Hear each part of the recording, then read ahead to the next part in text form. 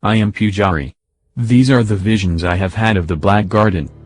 The traveler moved across the face of the iron world. It opened the earth and stitched shut the sky. It made life possible. In these things there is always symmetry. Do you understand? This is not the beginning, but it is the reason. The garden grows in both directions. It grows into tomorrow and yesterday. The red flowers bloom forever. There are gardeners now. They came into the garden in vessels of bronze and they move through the groves and rivers of thought. This is the vision I had when I leapt from the shores of time and let myself sink. I walked beneath the blossoms. The light came from ahead and the shadows of the flowers were words. They said things, but I will not write them here. At the end of the path grew a flower in the shape of a ghost. I reached out to pluck it and it cut me with a thorn. I bled and the blood was light. The ghost said to me, "You are a dead thing made by a dead power in the shape of the dead. All you will ever do is kill. You do not belong here. This is a place of life." "The traveler's life," I said. "You are a creature of darkness. You seek to deceive me."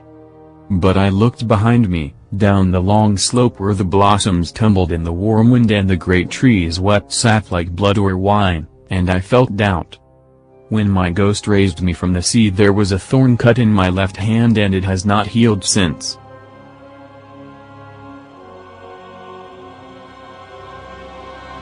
This is the tower where we were born. Not the tower. Just a tower in a dream. The tower stands on a black plain. Behind the tower is a notch in the mountains where the sun sets. The teeth of the mountain cuts the sun into fractal shapes and the light that comes down at evening paints synapse shapes on the ground. Usually it's evening when we come. The ground is fertile. This is good land. We go to the tower in dreams, but that doesn't mean it's not real.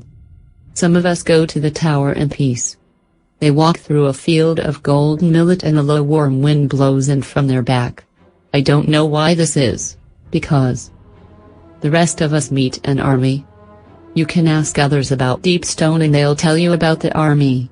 They might confess one truth, which is this: we have to kill the army to get to the tower. Usually this starts barehanded, and somewhere along the way you take a weapon. Ask again, and if they're buzzed they might also admit that most of us don't make it to the tower. Except once or twice. None of them will tell you that the army is made of everyone we meet. The people we work with and the people we see in the street and the people we tell about our dreams. We kill them all. I think because we are made to kill, and this is the part of us that thinks about nothing else. Often I kill people I don't know, but like most of us I think I knew them once, in the time before one reset or another, when my mind was younger and less terribly scarred. So that is how we go back to the Deep Stone Crypt, where we were born.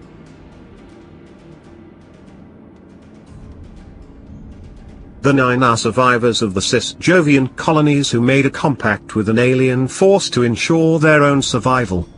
The 9 are deep-orbit war minds who weathered the collapse in hardened stealth platforms. The 9 are ancient Leviathan intelligences from the seas of Europa or the hydrocarbon pits of Titan. The 9 arrived in a mysterious transmission from the direction of the Corona Borealis supercluster. The 9 are the firstborn awoken and their minds now race down the field lines of the Jupiter Io flux tube. The 9 are ghosts who pierced the deep black without a ship and meditated on the hissing silence of the heliopause.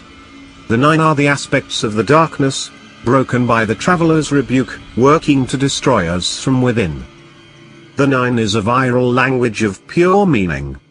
The 9 are the shadows left by the annihilation of a transcendent shape, burned into the weft of what is.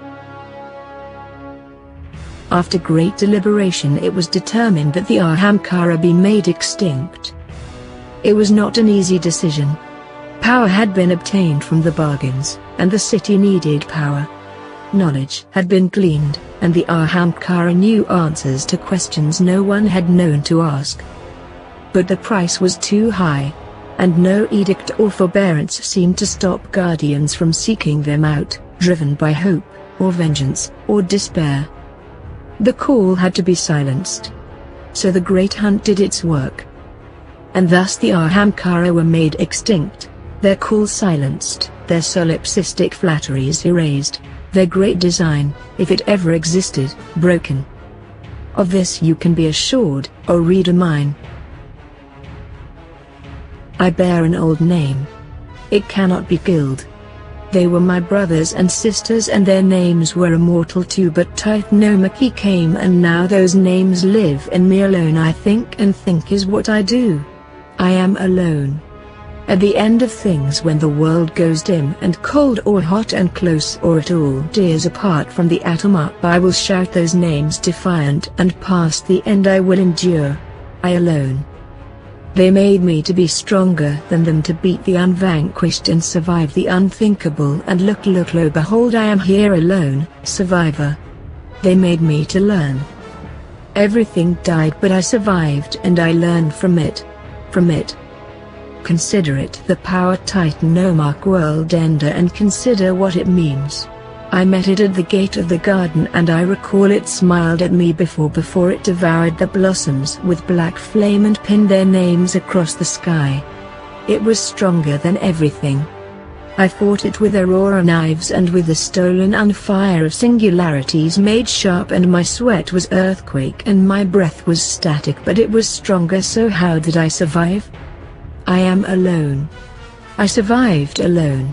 I cast off the shield and I shrugged my shoulders so that the billions fell off me down into the ash. They made me to be stronger than them and to learn, and I learned well. It is alone and it is strong and it won. Even over the gardener, and she held power beyond me, but the gardener did not shrug and make herself alone. It always wins. I am made to win, and now I see the way. A wild river and a broken dam, or maybe it's just the sea crashing through a narrow gap, I can't be sure. Waves slam through the gap, and where they hit the stone they throw up pillars of spray that pierce the mist and crash down in thunder.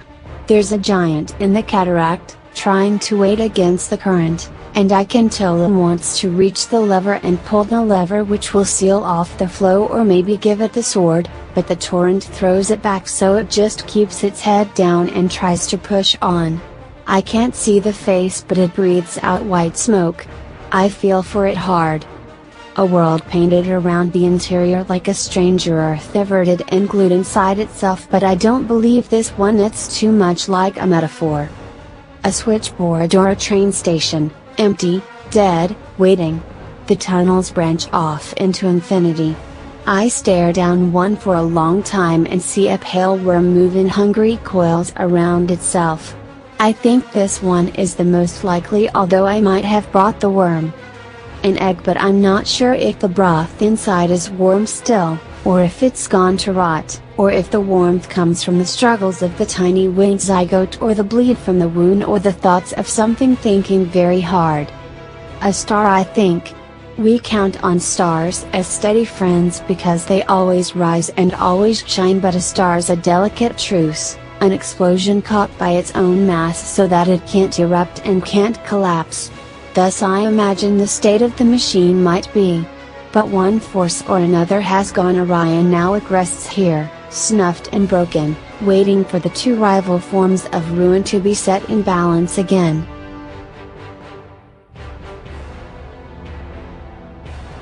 The cell cracks open.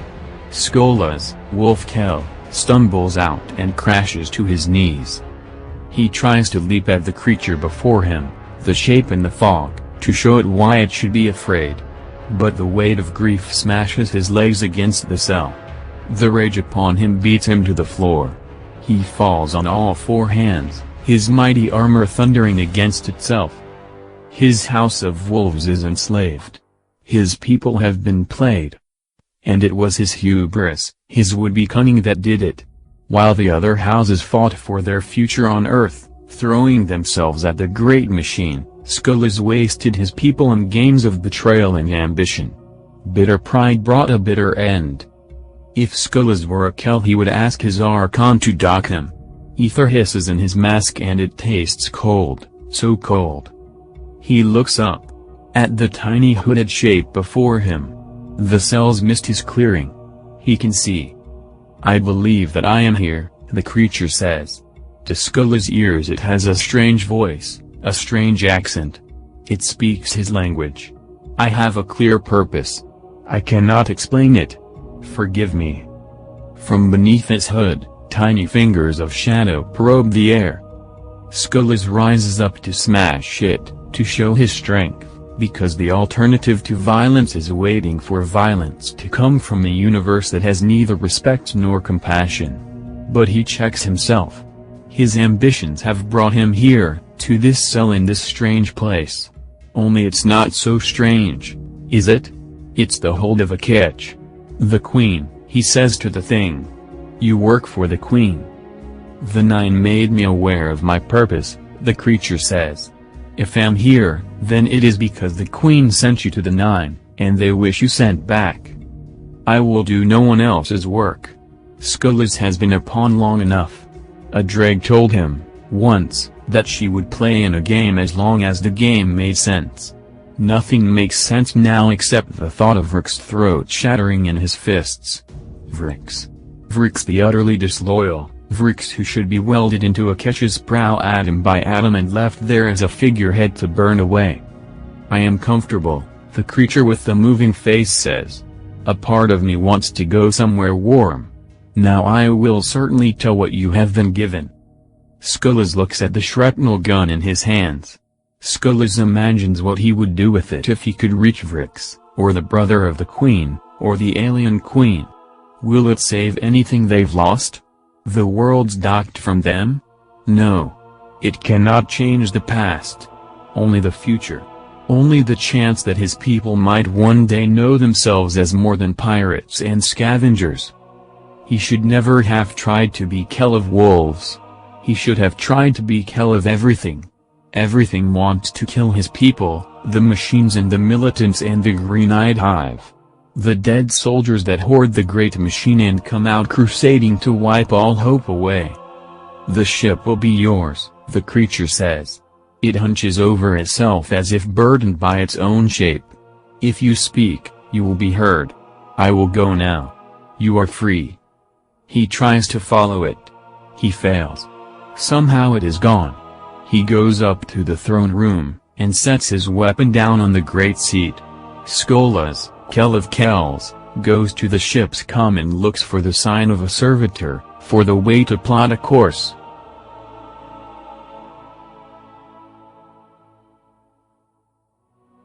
He could feel his light draining. He pulled all of it into one last hope. He reeled back and bam! His helm found purchase, breaking through just above the Kell's eyes. The ether screamed from his head and together they fell to the ground. The Exo-Guardian rose, staggering back. He couldn't take his eyes off the Kell's body. He'd never seen any fallen withstand a skull puncture, but this was no ordinary fallen. He waited ... and waited. Ghost? The words barely audible. He heard her flash in, but had a hard time pinning her down. She was buzzing about, surveying the fallen Kell. He's dead all right. So that's it, we're done now?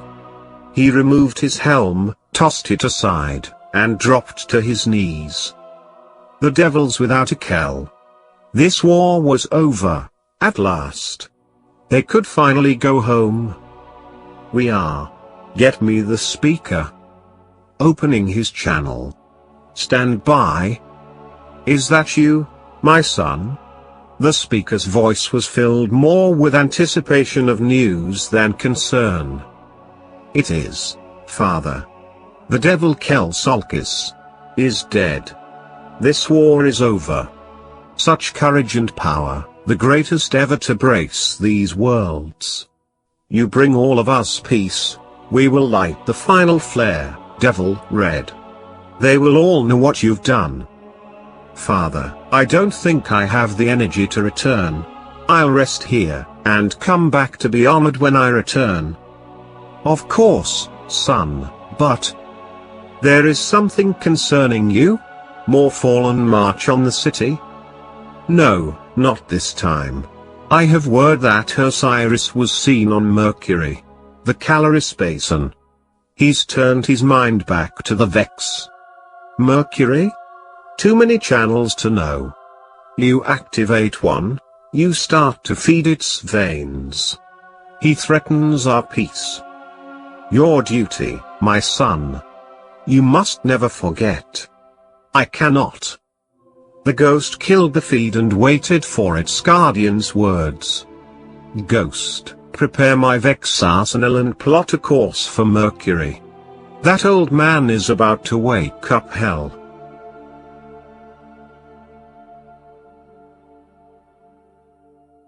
The image clears of dirt and dust as a hand wipes the lens clean.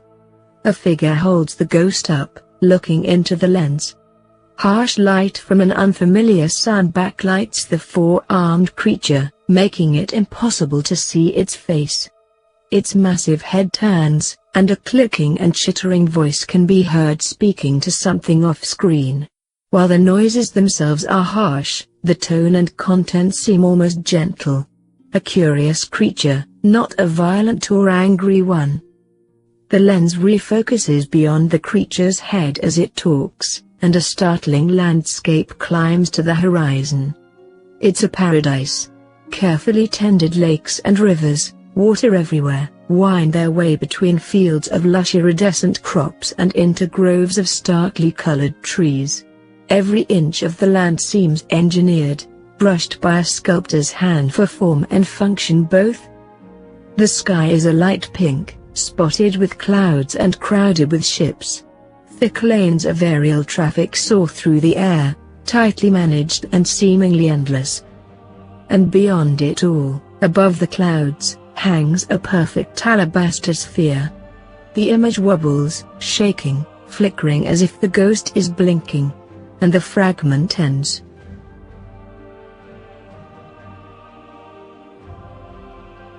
Images flicker in and out repeatedly over its length. The result is a series of tableaus, moments in time captured by the ghost's struggle to see what's going on. The face of an exo, staring impassively down at the ghost from very close. He appears to be confused, unsure what he is looking at. A landscape, from a position a few feet off the ground, moving laterally to the point of view. The ghost appears to be clipped to the exo's belt. The image is of a battlefield, and over 24 exo-soldiers can be seen marshalling for battle. A chaotic scene of Vex and exos fighting a titanic battle. The backdrop is a pitted and scarred landscape, a planet unidentifiable from present context. Vex energy bolts hang in midair as the frames click by, teeming masses of constructs surging towards an entrenched line of exo-soldiers. A metallic leg and boot, belonging to a Vex goblin. The exo goes down. The horizon of this battle-scarred world, the ghost kicked free of the exo's body.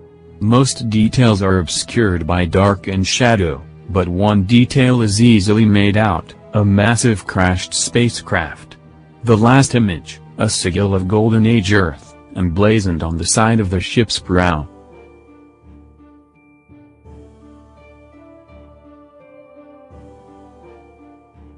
A starfield. The stars swing slowly across the ghost's field of view, just darkness and the blazing fury of distant suns as the ghost tumbles through empty space. Hours of this before, with a wash of power, a huge convoy of ships drops into reality from warp. A convoy of guardian craft, hundreds strong. Ships of all sizes and shapes can be seen, from venerable craft that have been salvaged from the Golden Age through to city designs to vessels that have yet to emerge from the shipwrights' hangars. The ships are battle-scarred. Many are barely space-worthy. As warp drives wind down, several seem to lose power and begin to drift. Some of the largest craft bear imagery familiar to frequent visitors to the tower. Dead orbit symbols, the simple icon of the vanguard. The new monarchy and future war cult as well, though fewer examples can be seen. Others bears symbols never seen in the tower to date. Every single ship, from the largest cruiser to the smallest personal craft, carries shards of stone, remnants of the city and the tower. Banners too, tattered and worn from entering and leaving warp. The fleet is only visible for a few breaths, less than a minute. Then, with a massive flash of light, the fleet jumps on. The craft that have lost power are left behind, spinning and whirling away from the etheric wake of their powered fellows. The ghost spins on, and soon enough only stars fill its field of view until the fragment ends.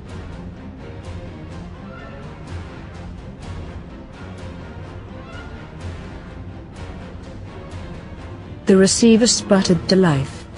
It had taken him the better part of a decade to get his crude com scanner working, and another few years to get it transmitting. Now, in the brief windows of time when the door to his cell opened, he would call for help. He sighed, a deliberate act that caused him to cough roughly. He had no idea how much longer his body would hold out. But then, that kind of thinking was all relative here, wasn't it? Pray Edith stared at the sprawling mass of metal and wires, listening to the tinny sounds coming from his makeshift speaker. Before he spoke, he always made a point to listen. The words, the concepts that flowed into his mind confused him. Timelines and potentialities that might have already happened, might happen, might never happen. A pattern was ever dancing in the edge of his vision. At times like this, when the world rushed past him, he had to hold tight to the fact that he was still breathing.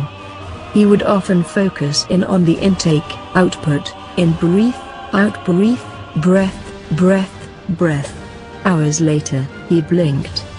Refocused. The static had stopped. He had missed the window. Once, he would have cursed and spat. Now, he just shook his head. A weak movement of the neck. The Vex had decided their end. The Guardians had interceded. The Vex were fallible. If the Vex can be wrong, if they can make mistakes, someday he could be free. Someday he might leave the vault, might see again the Traveler.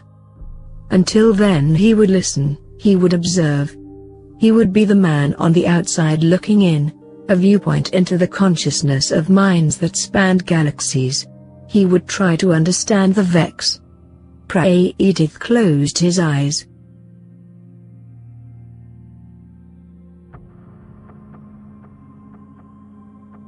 Rizal Azar was a man.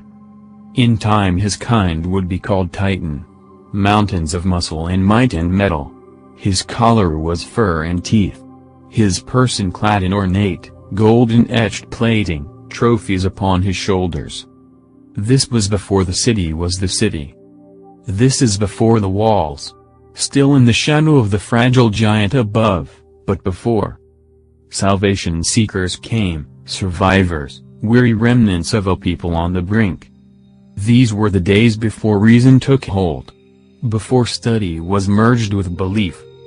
The giant was looked to as one would a god. Maybe it still is. Factions grew from the huddled masses. Like minds coming together to provide support, comfort. Over time these loyalties demanded loyalty. Differences that used to inform, viewpoints that when joined granted a larger understanding of the whole, became points of conflict. The sanctuary became divided. The shadow of light grew darker. This, humanity's last oasis, slowly fading to a mirage. Great, powerful men and women, the risen, stood at the factions' sides. Protection. Enforcers. Misused possibility. Misery crept into this false paradise. Yet hope lingered. Seeing the cracks in this society born beneath the giant's fractured shell, some among the risen challenged the dissolution of all that could be. They would no longer serve as instruments of oppression. They would be more. Thus began an unnecessary war made necessary by greed, ambition, fear. And, in the chaos of this struggle, came the scavengers, aliens with appetites. A common enemy. In the end, the scavengers were repelled and the factions fell, their grip broken, though their beliefs remained. This was the earliest days of the Guardians, when might found purpose. Prosperity was in reach. Riesel had been a champion of these wars. A leader. Against the alien pirates he had been more. If the giant wasn't a god, then maybe Riesel was. As the first walls formed, built of hard work and sacrifice, Riesel and the Guardians stood against the alien plunderers time and again. More survivors arrived. More warriors. The Guardian ranks swelled. The city grew. Hope blossomed. To Riesel it was a currency. Hope bought tomorrow. Tomorrow bought the effort needed to survive today. Yet Riesel grew weary. Stories haunted his nights. Old stories. Those no longer told. Those locked behind tight lips for fear of what they may invoke. Whenever the sun dropped below the horizon and the moon rose high, Riesel's thoughts wandered. How safe was safe? How long could they fight with the darkness still writhing? So, every day Riesel would fight and build and protect. And every day a city grew beneath the giant. And every night he would think about all that was never said and stare intently at the moon above.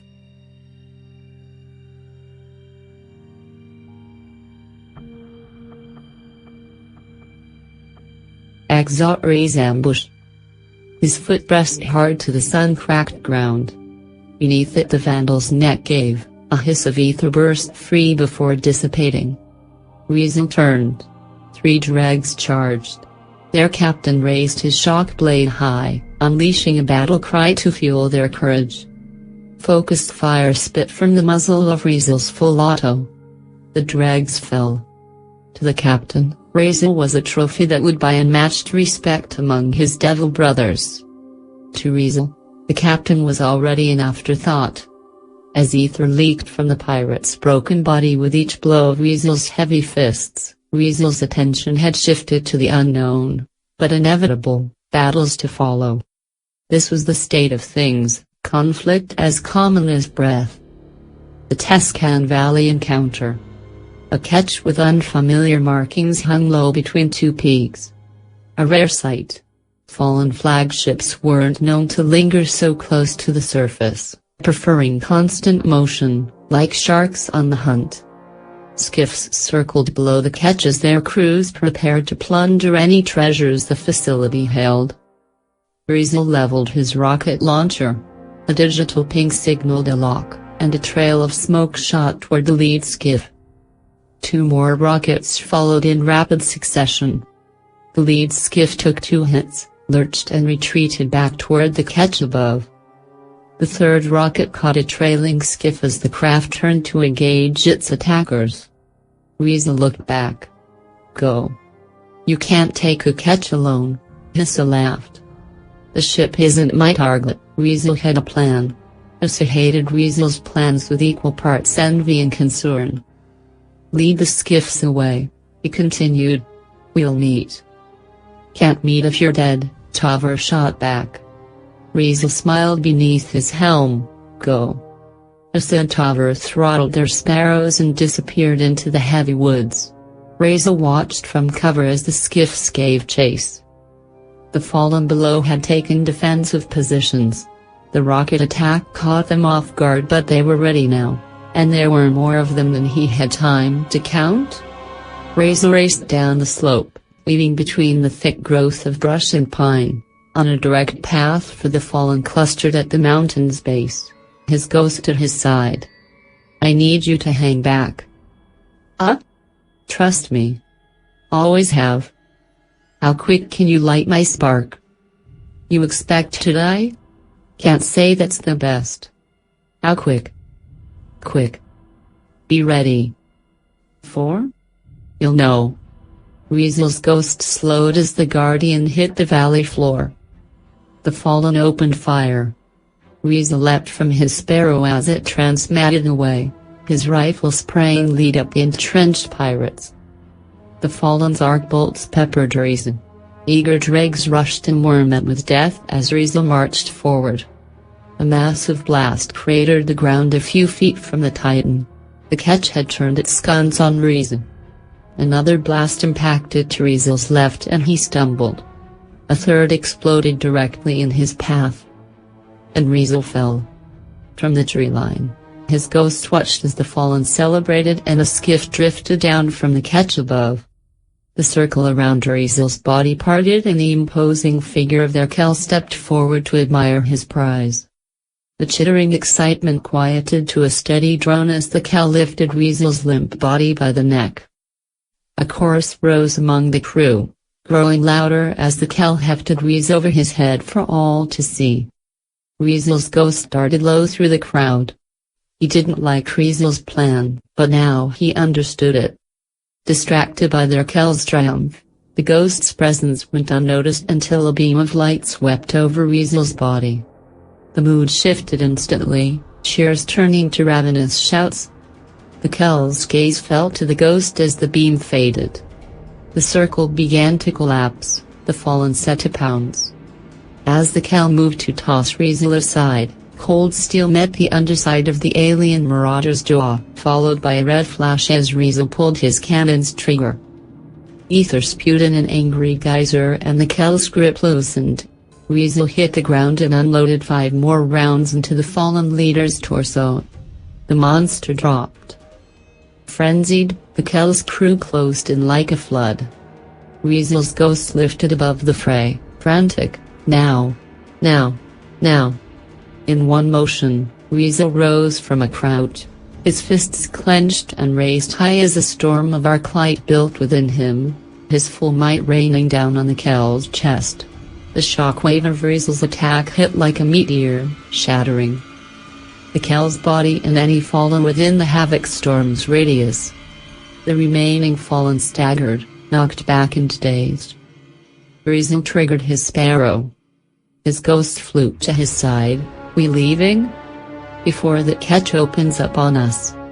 Riesel punched the throttle as the fallen crew opened fire. Let's never do that again, his ghost pleaded. Riesel didn't have to reply. If war was a constant, never was just an illusion. In defense of North Channel, winds from the south caught the smoke and began to clear the thick air. Slowly, the citizens of the small, snow-covered settlement came out from their hiding places. Riesel surveyed their faces, each weary, but flecked with hope. Living in the wilds was all they had known. Surviving. Fighting. Hiding. These people had heard stories of a safer place, but tales of a better life were so rarely true. Riesel and his companions had been tracking these fallen for weeks. Had they caught them sooner, this town would have been spared. That any survivors climbed from the rubble to see another day marked this as a victory, but Riesel was growing tired of small wins, however meaningful. That evening, Riesel and the others led a gathering of survivors on the long journey to the growing city beneath the Traveler. Some settlers remained behind, choosing to stake their claim in the untamed wilds. Riesel admired their resolve, but never looked back. He knew whatever death these brave pioneers avoided, that day would come to them. Someday. In one form or another.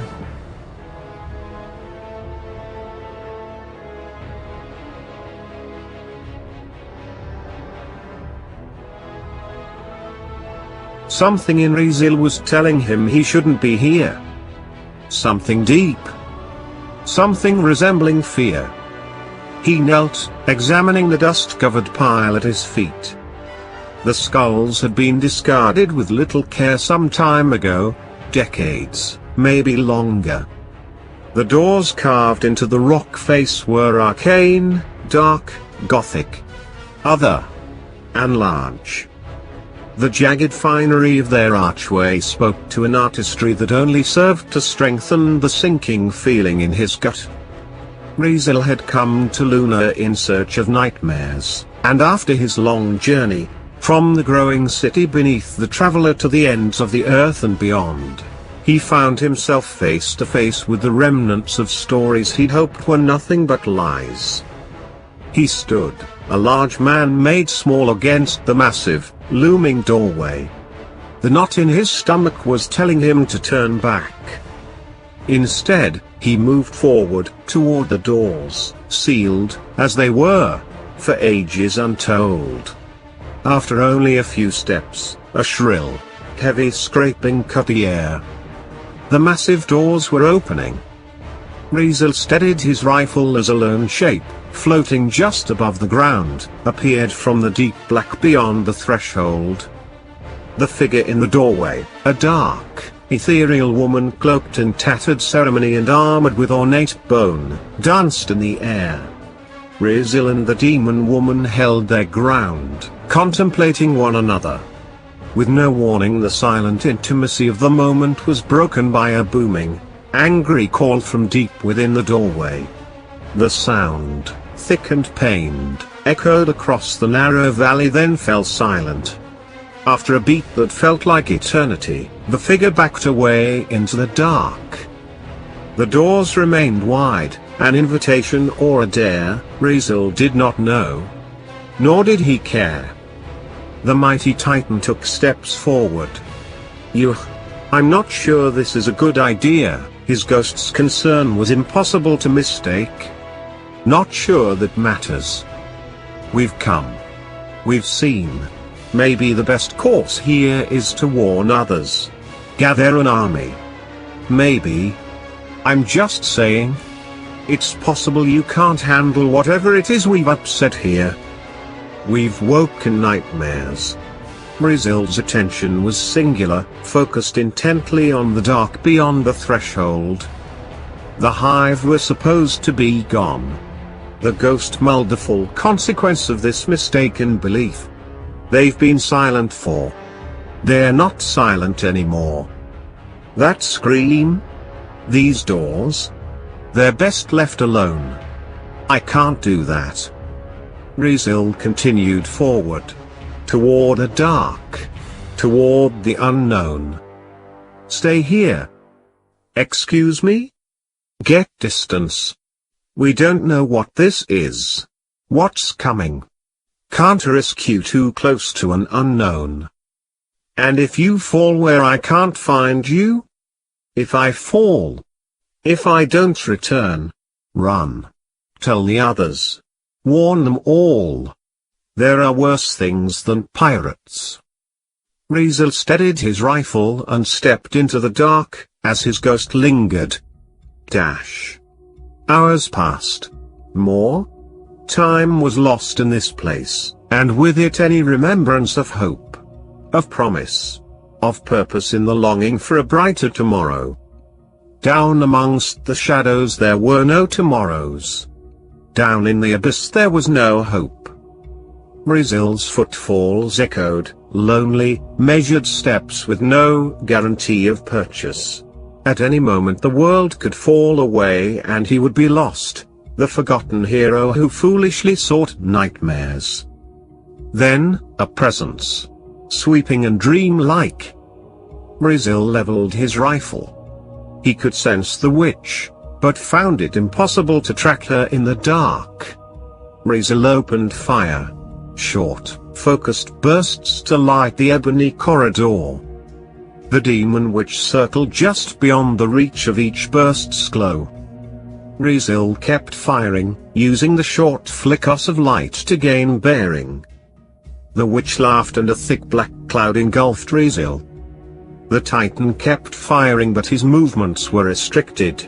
The cloud confined him, caged him. He could hear her moving just beyond his sight as her laughter rose in pitch, cutting into Rizel's mind and soul like a tempered blade. Rizel flinched as the wicked woman began to speak in a tongue that resembled torture more than language. The pain was searing, complete. The demon approached the writhing hero. As she spoke, her violent words began to take shape, morphing from syllables of death to an own offering of haunted human languages. The demon woman leaned in close and whispered, intimately. Rizel's ears bled as she spoke. I am the end of morrows. Xior, the blessed. Xior, the betrothed. I am of the coming storm. These are not my words, but prophesy. Your light will one day shatter and die. For now it simply offends.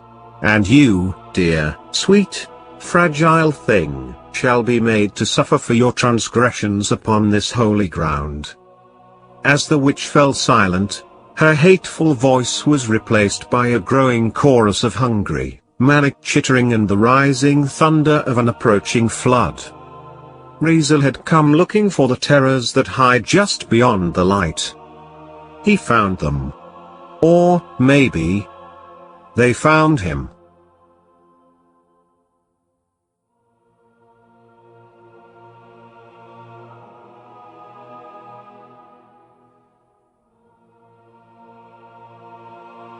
Helmet in one hand and torch in the other, Saladin Forge marches through the snow. He can sense the wolves emerge around him. Only 3 of them come into view, but this group has followed him on his patrols since the devils raided the Plaguelands. He has given up dissuading them. They're defending their territory, and Saladin can relate to that. But they will not last long. Nothing does. Not the Golden Age. Not the colony ships. Not the impenetrable walls of the Cosmodrome. Not the Iron Lords. He discards his torch, and glances up to see a familiar glow reaching out from the dark. He smirks. A horde of devil splicers returns his stare from the wreckage of the wall ahead. The splicers are doomed. Just as the Iron Lords were, when he and his allies opened that vault. As Fallen continued to pour through the gap in the wall, they remind him of his friends in their final moment. A crimson pulse beats in place of their hearts. Shiva. He puts his helmet on as an iron battle axe forms in his hand, the air around him bursting into flame. The first wave of dregs approaches.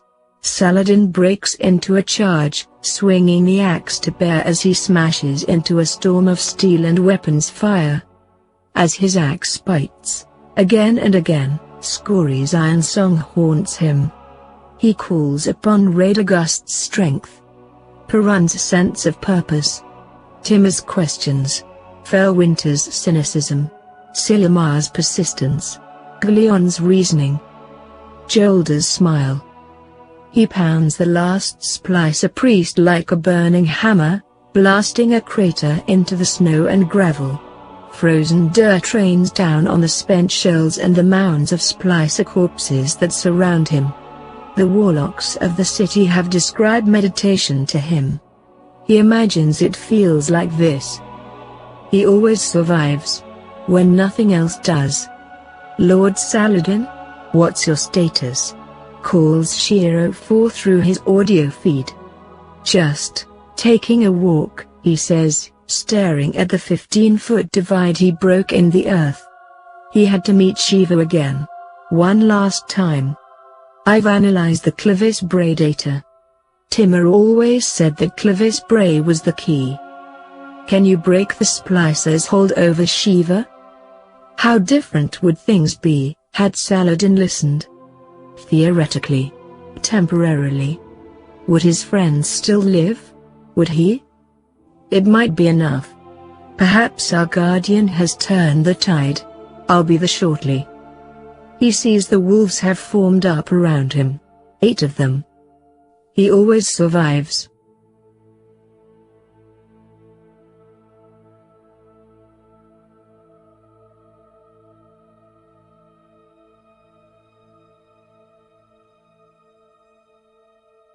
The trigger clicked.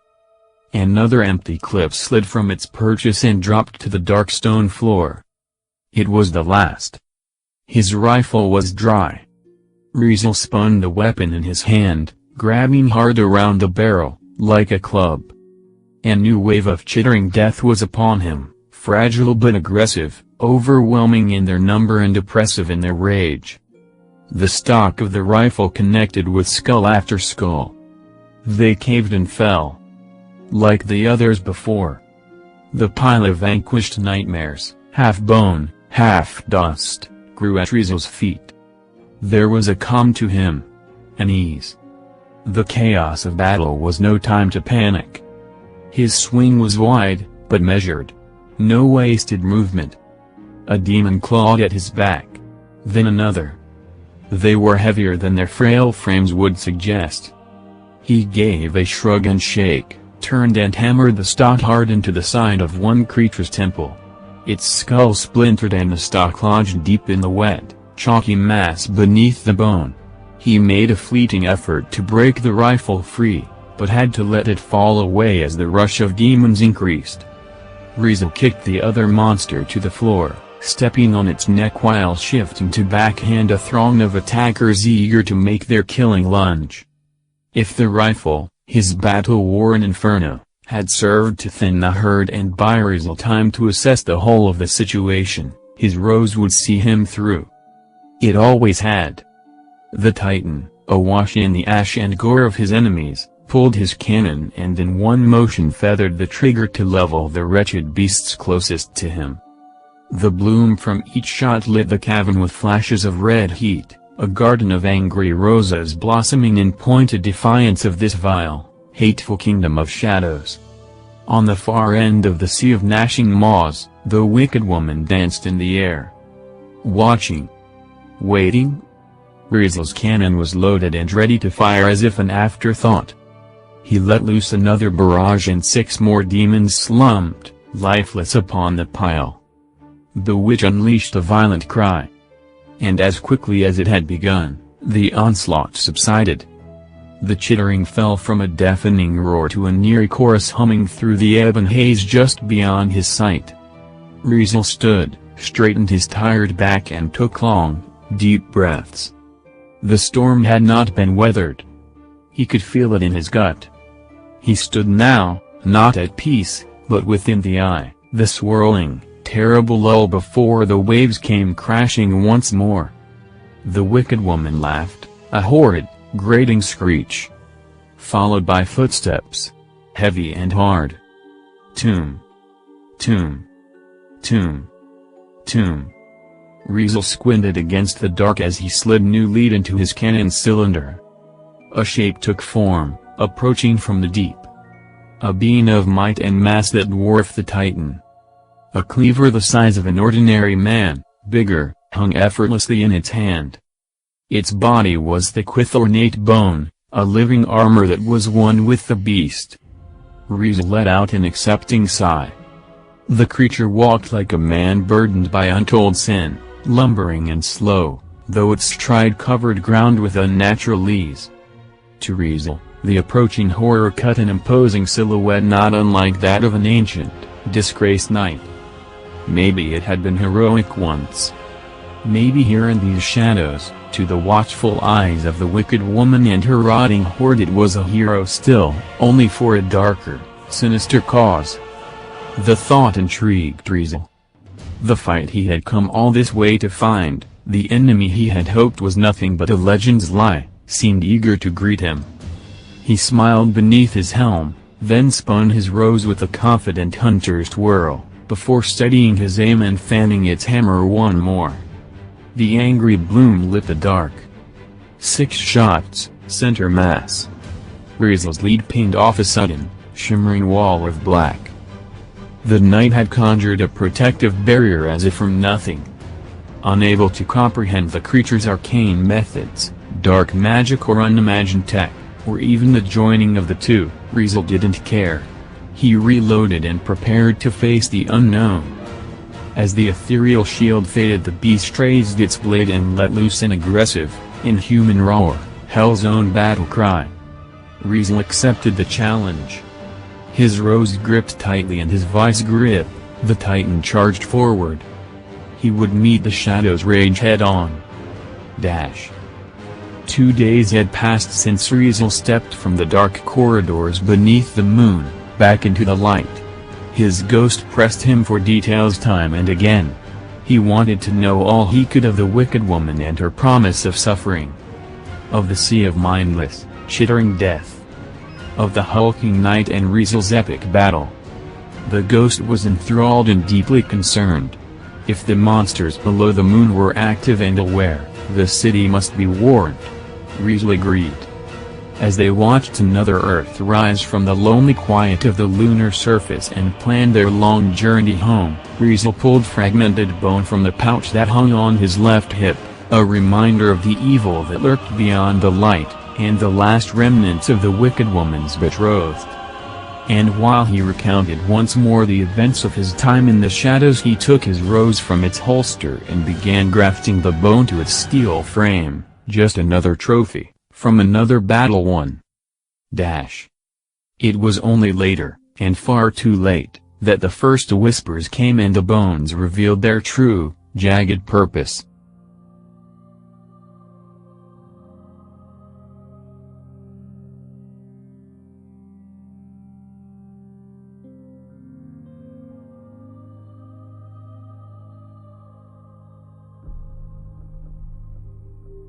They tried to hide the truth, but we followed its winding path, pieced together the fragmented map of events across time and space.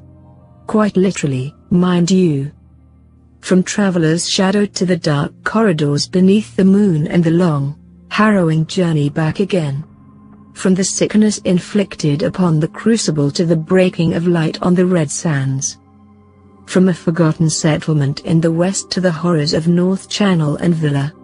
From the wilds of the Breaklands to the hateful cold of Duggar. Finally, then, to Dwindler's Ridge, where darkness met pure, angry fire. We've traced your steps from beginning to end and back again. We've studied his reign, the terror he seeded, the violence he wrought as if free of conscience. Only to discover a true and terrible thing: he was not simply the monster the legends claim him to be. Though, in finding this truth, we've come to understand the desire to build an armor of false narrative around all he'd done, all he'd become. Yet, that understanding, our understanding of the need to control yours mythology, should not be seen as agreement on the matter. Quite the opposite, actually. When viewed as he truly was, not as he is imagined, we challenge the known mythologized depiction of the man who was Dredge and Yor. In our estimation, the monster so many see was, in fact, the best of us. His sacrifice total. His vile means meant to carve a greater end. They hide this truth because they fear the consequences of those who would dare follow in his footsteps. To tempt the darkness, to allow one's light to be tainted. Few could walk that ledge and not fall completely into despair. And while theories exist to support or contradict the purity of the gift we wield, yours life offers a glimpse into unexplored possibility. Also agrees. He also believes, as I do, that there is a manner in which we may be able to replicate yours damnation while avoiding the same heavy toll.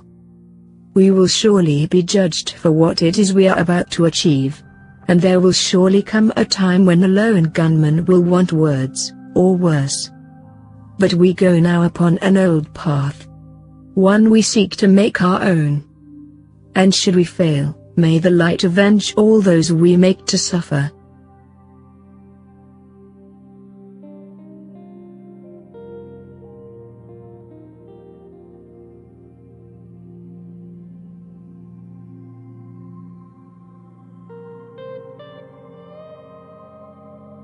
I beat you fair, Cade said.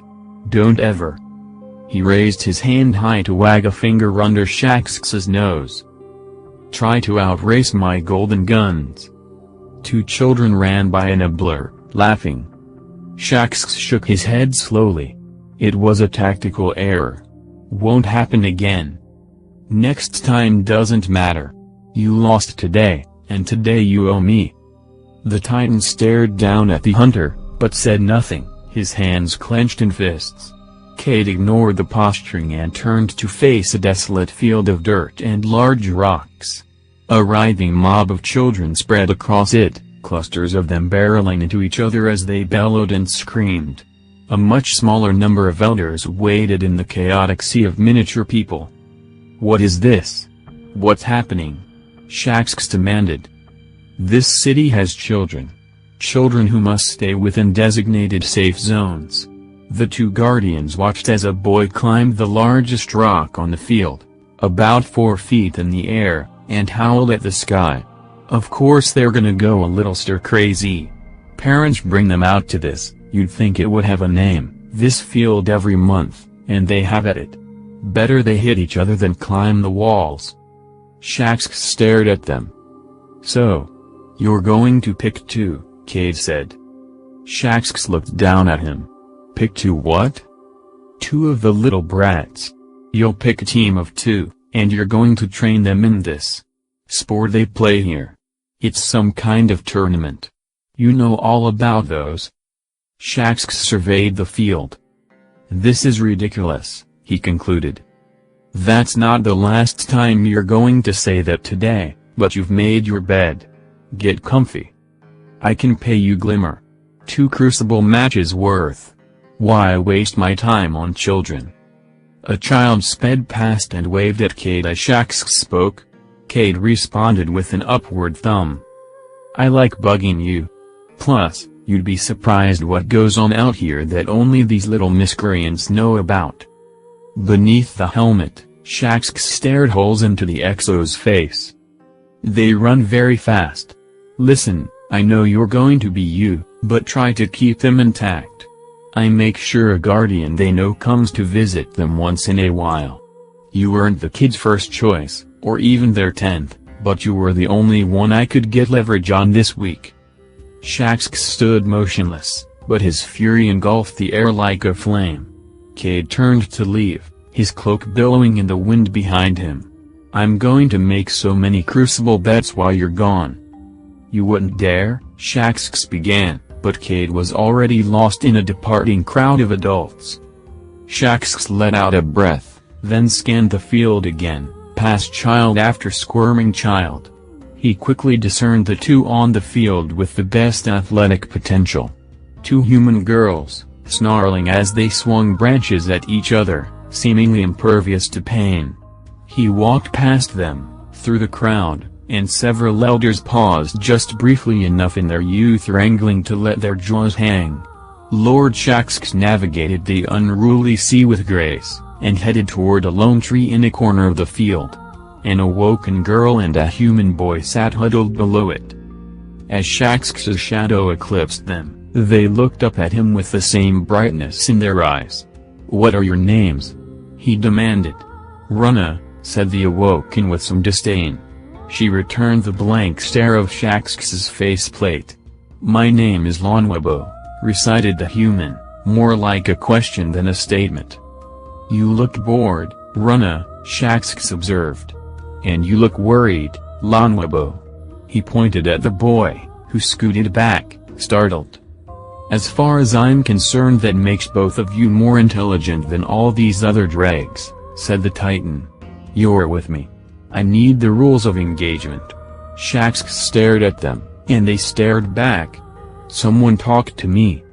They both spoke at once, and Shaxx listened in silence as they talked over each other to explain the game. Teams of 2 launch orb projectiles at each other, and players struck are eliminated.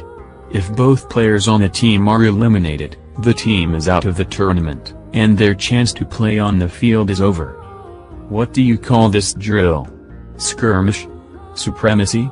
Shaxx demanded. Dodgeball, said Runa.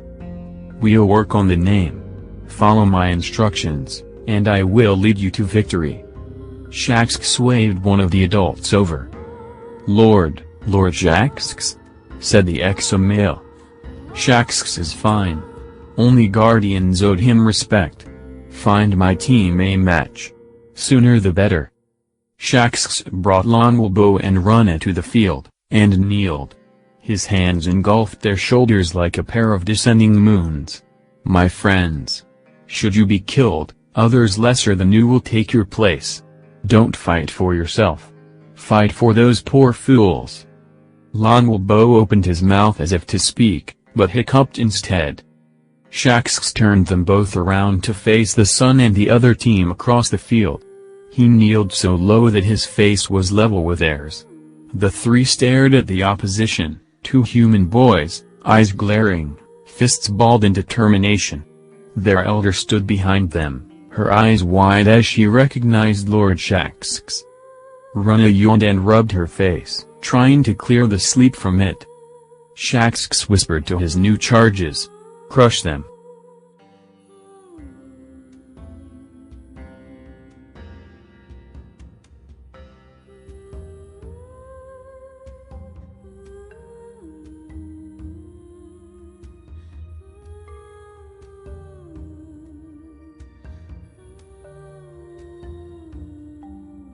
The morning turned to noon as the sky darkened with dodgeballs and filled with the battle cries of children. When it was over, Lonwibo had tears in his eyes, but he tried his best to stand straight. Runner had a bloody knee, and stared wordlessly at the winning team, the two snarling girls from earlier in the morning. The girls lifted an unrefined mass of plasteel, a makeshift trophy, over their heads, and they roared. Shaxx stared up at the traveler. It sat, buoyed by a mantle of clouds against the blue sky. It didn't seem to notice him. "Tell me what you've learned," Shaxx said to Runner and Lonwibo, his faceplate fixed skyward. They did, and spoke for a continuous 3 minutes. Shaxx nodded, slowly. "So you're not mad?" asked Lonwibo. His face brightened. "You've gained more from this than the victors," he replied. The three of them looked on as the two girls smashed the plasteel cluster into the dirt, and to the horror of all the other children, it shattered. Runner's eyes narrowed ever so slightly, a dodgeball gripped in her hands. Shaxx continued, "Victory is key to survival. You need it. Need to fight for it. But it teaches nothing." "Does that mean, in a way, we won?" asked Lonwibo. "No," Shaxx looked down at him. "No, you were annihilated." "Oh," said Lonwibo. Runner continued to stare at the shattered trophy, and the winning team. She slowly turned the dodgeball in her hand. "Let this loss drive you," Shaxx said to both of them. "But the game is over. Your focus should be on what's to come." Lonwibo stared down at his hands. I think I'm going to read a book," he said, surprising himself as he uttered the words. "We all make our own choices," said Shaxx. Runner said nothing as Cade strode up out of a shadow in the afternoon sun. "Everything good?" the hunter asked Shaxx. "Do I look like I care?" "Come on, buddy. The bet's fulfilled. You don't have to pout. Just remember not to challenge a hunter with golden guns." "I can and I will. Rematch. End of day." "You're on. I hope you're ready to babysit till the next dawning." Runner's ball struck Cade in the neck, a stealth attack taught to her earlier in the morning. He yelped, more surprised than hurt. "Who did that? Who did that, and how?"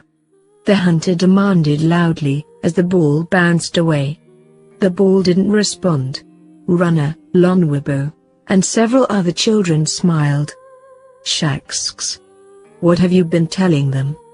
Shaxx stared silently down at the exo-hunter until Cade blinked. I found my sparrow," Cade said, to deflect. "I can give us a lift back to the tower." As the other children and their elders dispersed, Runner watched Cade's sparrow as it carried the two guardians off towards the gleaming tower in the distance. She gave a Titan's salute as they disappeared from view.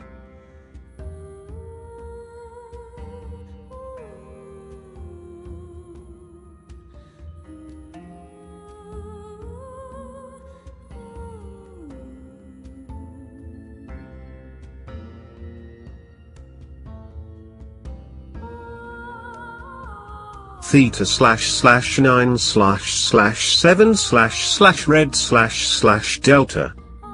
High priority message, Commander's Terminal. Eyes only //Twilight Protocol. Dash. Recon Groups A, J, and T returns to Tower Actual at 3 o'clock local time. no casualties. Light injuries across multiple members of J&T teams. Full debrief to follow. Breaking mission top sheet protocol, Commander. I want you to understand the scope of what we're looking at here. As the fight teams fanned out across the region, the Devils rushed to meet them. Our forces dealt with some post-Shiva pockets of splicer activity, and every once in a while the Kings popped their heads up and scared the hell out of everyone. In other words, situation absolutely normal. That's a lie. The Fallen are abandoning the Cosmodrome. Hawk flyovers confirm. The House of Devils forces are simply not there anymore. They've been disorganized for the last few years, but there's never been a shortage of ground troops whenever we staged a significant sortie. Intel source Green Raven was right. And, for the moment, it's worth assuming their report on the House of Exiles, House of Winter, and House of Wolves are also accurate. We're fact-checking against independent fight team reports from the field. The kid all the SRL fans talk about, Marcus. He was in one of the fight teams out at the Cosmodrome. He pulled me aside, and said it to me straight, the Fallen houses are gone. The siege is broken. The stalemate we've had with the Elixni for what, 100 years? It's over. We won. Commander, I'm not even sure they're flying the banners anymore. The teams found huge mounds of burnt cloth and armor, ceremonial piles, in several of the most hardcore Fallen holdouts. What's changed? Where have the Fallen gone? Why have they burned their banners? I'm drawing up a plan to coordinate forces from the Queen's Wrath, Fellwinter Peak, the Warlock Orders, and more non-traditional outfits to follow up on these reports. I believe your wisdom will guide us through the trials ahead. Sloan.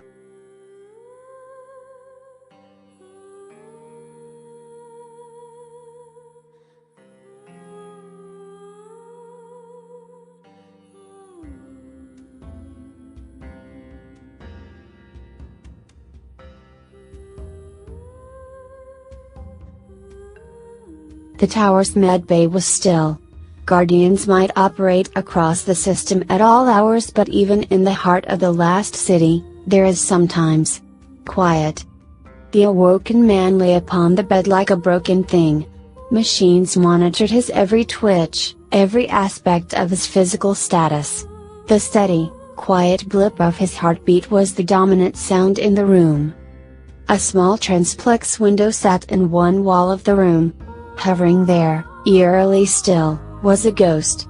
Its single eye reflected against the inside of the window, a steady red glow. In the corner of the room sat a chair. Cheap, vinyl covered, this chair could have been a relic from the Golden Age itself. And, suddenly, it creaked.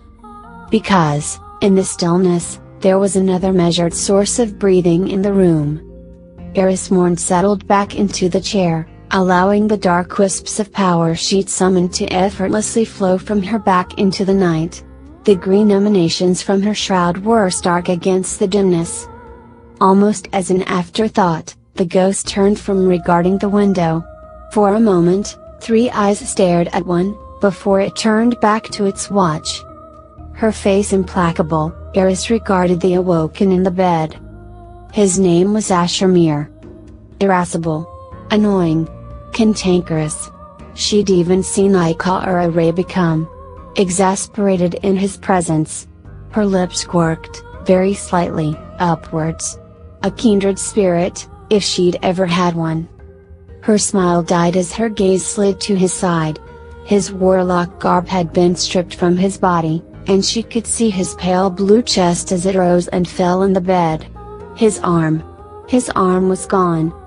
In its place was a thing. The point where mechanicals knit with flesh was ghastly to behold, but the design was unmistakable to any guardian who'd been in the field. Ashermere's arm was that of a Vex construct. Her eyes flicked to the ghost at the window. It too, was transformed. The unmistakable outline of X technology encrusting and penetrating the small warden's shell. That red, staring eye. She stood, and stepped to the side of the bed. Her voice was gentle, quiet, but its timbre filled the still air of the room. "I am leaving, my old friend." The man in the bed did not stir. "Soon I will take my leave of this." She put her hands up, to take in the med bay, the city, the tower, earth, lie. She placed a gloved hand on the back of his blue, flesh and bone hand. "I wish we could have spoken, you and I, one last time. But my story here is done. I have avenged those I lost. I must find." She stopped, and beneath the gauze on her face all three eyes closed.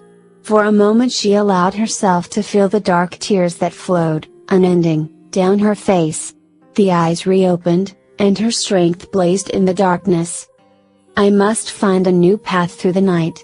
The Hive are vast, and ancient. A power from far beyond our realm. If we are ever truly to face them, ever truly to put an end to their hate, I must step beyond the safety of the city." She lifted her head and looked beyond the window to the horizon. To the grand sweep of the walls, the edge of humanity's reach. "Be safe, Jensim scribe. A storm is coming. And I will not be at your side when it finds its way to our shores." With those words, and a gathered locus of power, she was gone. The room returned to stillness. The blip of the awoken man's heart echoed from the machines. And the ghost stared into the night, its red eye never blinking.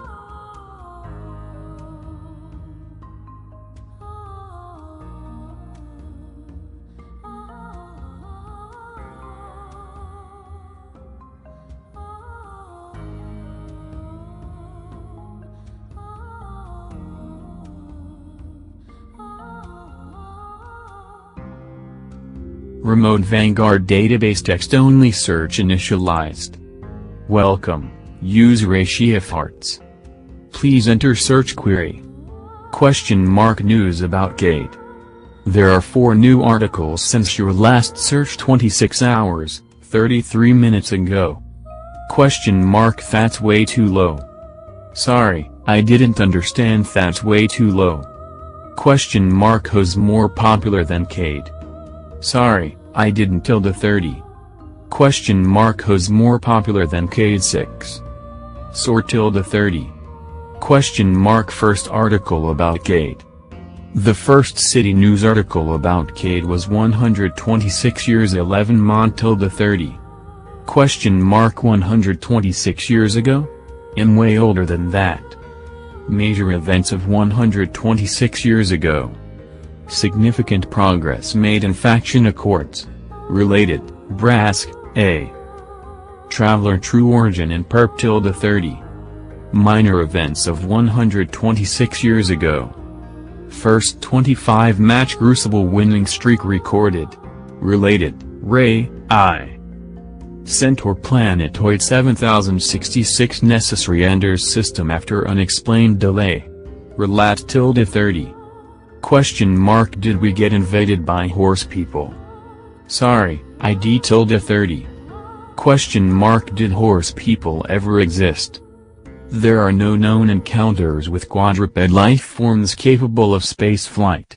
Some early sightings of fallen raiding parties mistakenly identified their methods of rapid locomotion as equine. Did Fallen ever ride horses? No. What were we talking about? Last 50 searches across all devices, chronological.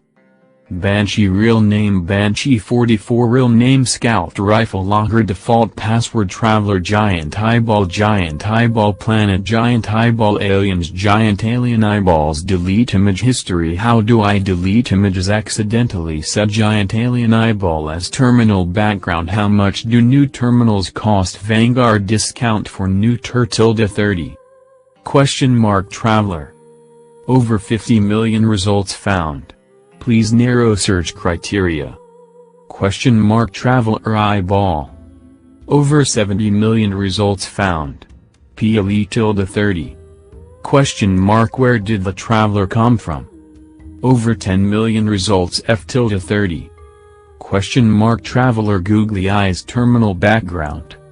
Please connect to a device with an image display to view these results. Traveler road trip snacks. Since the traveler's final exodus from Io prior to the collapse, Echo Mesa has been a popular pilgrimage destination for Guardians. As the traveler's transformation of the Jovian moon was incomplete, Io's climate and geography do not support agriculture in the conventional sense. Vanguard Commander Zavala therefore recom -30. Zavala snacks. All results tagged with the following related search queries require 2/3 Vanguard authorization for disclosure. Zavala snacks, Zavala action snacks, Titan vitamins, edibles, Zavala action vitamins, Vanguard vitamins. What? All results tagged W-30. Ika current location. Warlock Vanguard Ika Ray is currently in the Underwatch. Would Y-30. Log out. Thank you for using the Vanguard text-only database. Use Ratio Farts. Be brave.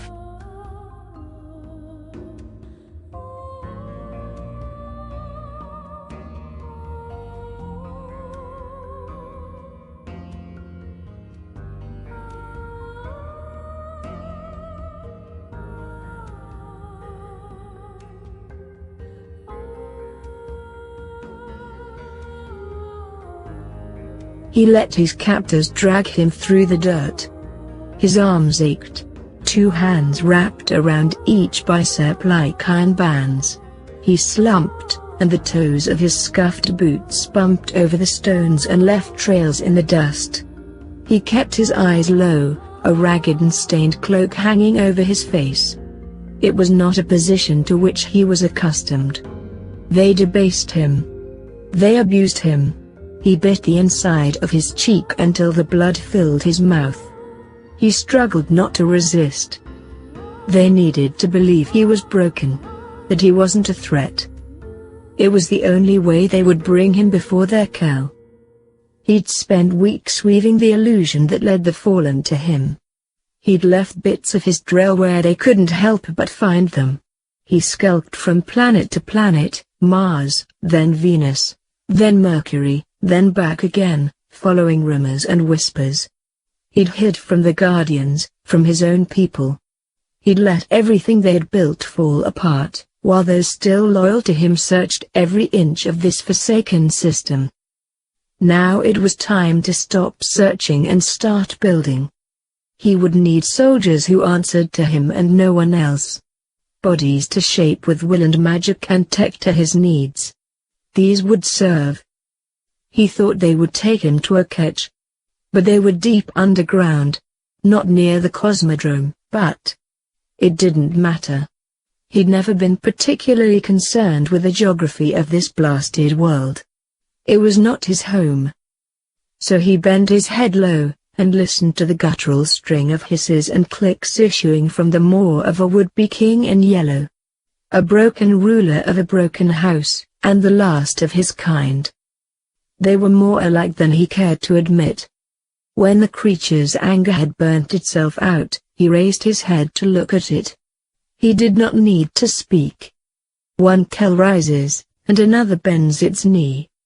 And the prince felt the little hum of starlight ripple through him. The one that let him know she would be pleased with what he had done.